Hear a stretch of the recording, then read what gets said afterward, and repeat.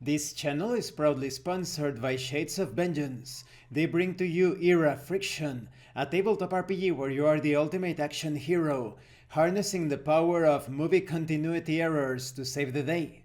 You will find the link to the Kickstarter in the description and in the pinned comment.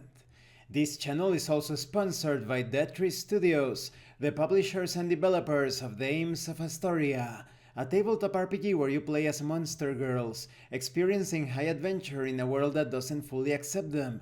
They have recently released the Whispers of Copperage adventure module. You will find the links in the description and in the pinned comment. Hi! Welcome to this part of my review featuring Overgrowth. If you haven't seen part 1 of my review, featuring this tabletop RPG of badass magical annihilation, please check out the playlist in the description below. This time we are going to talk about the Druids and the Warlocks. In the case of the Druids, the Ruhin chose humans who showed reverence for the world around them. These first interactions were awkward, the spirits of nature courting the shaman with promises of the power to see visions of the future, make crops grow, and to protect their tribes. The pacts that were made in those early days were an even push and pull, a symbiotic relationship in which the human druids would gently coax their powers out, relying as much on natural cures and science as they did on the power invested upon them by the Vaetir.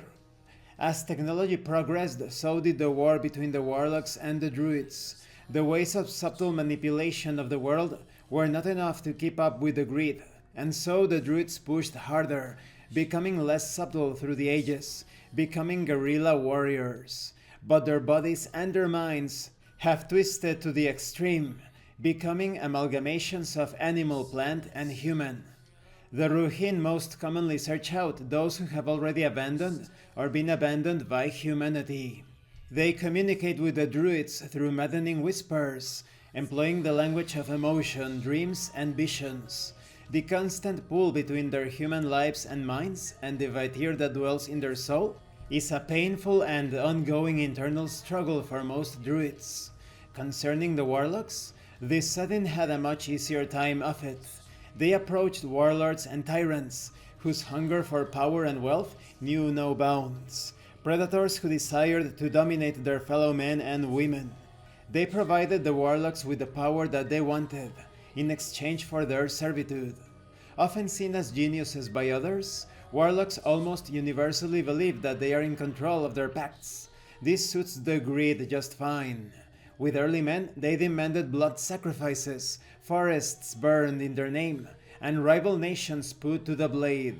Despite the success of the individual Warlocks and their armies, these setting were always at a disadvantage.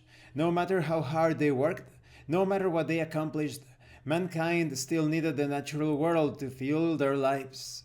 During the Industrial Revolution, these sudden changed their tactics. Now they are applauded for exploiting the natural world and blaming the common people for such contamination. And this concludes this part of the review. In the next part we are going to go deeper into the war between Warlocks and Druids. You can see that both factions are quite monstrous, and they are at the mercy of their supernatural patrons. However, the Warlocks will eventually end up destroying the entire world, and so the Druids seem more amicable, even though they are still quite twisted. Thank you for watching this part of the review. Don't forget to leave a like, a comment, and subscribe.